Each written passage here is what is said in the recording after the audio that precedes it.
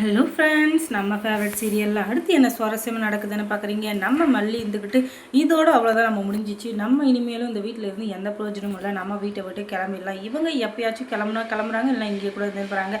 எனக்கு அதை பற்றி கவலை இல்லை. இனிமேல் இவங்களுக்கும் எனக்கும் எந்த சம்மந்தமும் கிடையாது அப்படின்னு சொல்லிட்டு வீட்டை விட்டு கிளம்பிடுறாங்க. இது என்னடா புது வம்பா போச்சு அப்படின்னு சொல்லிட்டு விஜய்க்கு எதுவுமே புரியல. ஸ்கூல் விட்டு வந்துட்டுருக்காங்க. விஜயும் வெண்பாவும் அவங்க வந்து ரோட்டில் வெண்பாவை பார்த்துட்டு மல்லியை பார்த்துட்டு என்னடா இது மல்லியம்மா எங்கேயோ போகிறாங்க அப்படின்னு சொல்லிட்டு பார்த்தா மல்லியம்மா அவங்க பாட்டு கூப்பிட கூட காது கேட்காம போயினேக்கிறாங்க. ஐயோ என்ன ஆச்சுன்னு தெரியலையே, என்ன புது பிரச்சனையாக இருக்கும் அப்படின்னு சொல்லிட்டு ஒரே குழப்பமாக இருக்குது. அதுக்கப்புறமா மல்லி என்ன ஆச்சு, எதுக்காக இப்போ போயிட்டுருக்கா அப்படின்னு தான். அவ்வளோதான், உங்களுக்கு எனக்கு எதுவும் இல்லை, முடிஞ்சிச்சு. விவாகரத்து அப்படின்ற ஒன்று வந்து நமக்குள்ளே வந்ததுனால நமக்குள்ளே பிரிவினை ஏற்படலை. அதுக்கு முன்னே நமக்குள்ளே பிரிவினை இருந்துச்சு.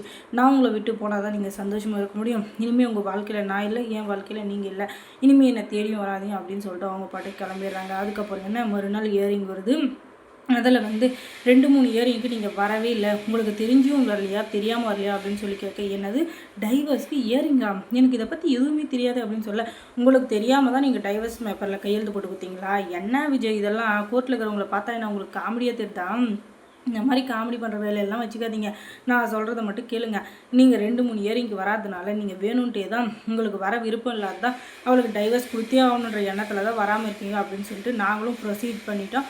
இப்போ வந்து டைவர்ஸ் வந்து அப்ளை ஆகிடுச்சு. நீங்கள் வேணால் 2-3 கவுன்சிலிங் போகிறதுனா போகலாம் அப்படின்னு சொல்லிட்டு சொல்ல, அந்த மல்லி இருந்துக்கிட்டு இல்லை எனக்கு இதில் விருப்பமே இல்லை, எத்தனை முறை யோசித்தாலும் அவ்வளோதான், அவர் கூட வாழ்கிறதுக்கு எனக்கு விருப்பமே இல்லை, தயவு செஞ்சு பிரித்து விட்டுருங்க அப்படின்னு சொல்லிட்டு மல்லி என்னன்னு சொல்கிறாங்க. ஒன்னியே என்னம்மா சொல்லிகிட்டு இருக்க, நீ என்ன பேசுறது எனக்கு ஒன்றுமே புரியல, என்ன தான் ஆச்சு, என்ன தான் இது பிரச்சனை, எதனால் இப்படிலாம் பேசிகிட்டு இருக்க அப்படின்னு சொல்லிட்டு விஜயும் அந்த அன்னபூரணி அம்மாவை கேட்டுக்கிறாங்க. உடனே அவங்க வந்துக்கிட்டு என்னவோ பிரச்சனை, ஏதோ பிரச்சனை, எனக்கு வாழவே பிடிக்கல, இவர் கூட சுத்தமாக வாழ பிடிக்கல, பணம் காசு இல்லாமல் எதுவும் இல்லாமல் நான் இத்தனை வருஷமாக கஷ்டப்பட்டுட்டேன், இதுக்கு மேலே இதே மாதிரி இருக்கணுமா, இவர் இப்போ தான் சிறுக சிறுக சேர்த்து எப்போ என்னை வந்து நகாரணி மாதிரி வச்சுக்கிறது, ஏதோ இதுக்கு முன்னே பணம் காசு வச்சுருந்தாரு, எனக்கு தேவை இருக்குது அப்படின்றதுனால இவர் கூட இருக்க நான் சம்மதித்தேன்.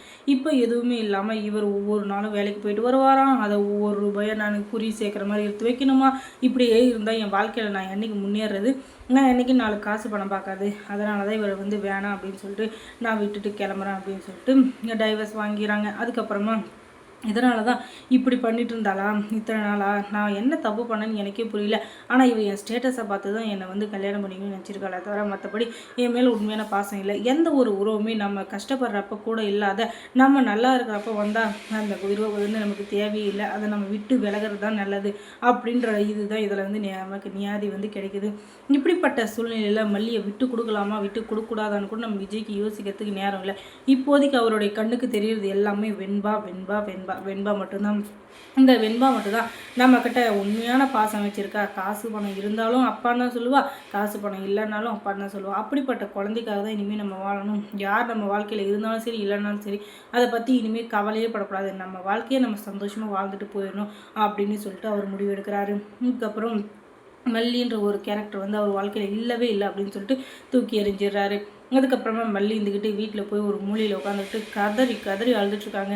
என் வாழ்க்கையில் நான் யாருக்கு என்ன பாவம் பண்ணேன், நேற்றாச்சும் இந்த வீட்டில் இருக்கோம் அப்படின்ற எண்ணம் இருந்துச்சு, இன்றைக்கி அதுவும் இல்லை, நம்ம வந்து அந்த வீட்டை விட்டு வெளியே வந்துட்டோம், இதுக்கு மேலே நமக்குன்னு ஒரு ஆதாரம் கூட எதுவுமே இல்லை, நம்மளை அம்மான்னு கூப்பிட்றதுக்கு ஒரு குழந்தை இருந்துச்சு, இப்போ அந்த குழந்தையும் இல்லை, அப்பான்ற ஒரு இதுவும் இல்லை, நம்ம புருஷன் அப்படின்ற ஒன்று இதுவும் இல்லை, எதுவுமே இல்லாத நிர்கதியாக நிற்கிறதுக்கு நான் செத்து போகிறதே மேலும் அப்படின்னு சொல்லிட்டு அவங்க சாவறதுக்கு முடிவெடுக்கிறாங்க. ஏன்னா வாழ்க்கையில் இனிமேல் என்ன இருக்குது, நமக்குன்னு இருந்த ஒரு இதுவும் போயிடுச்சு அப்படின்னு சொல்லிட்டு ரொம்ப கஷ்டப்பட்டுட்ருக்காங்க.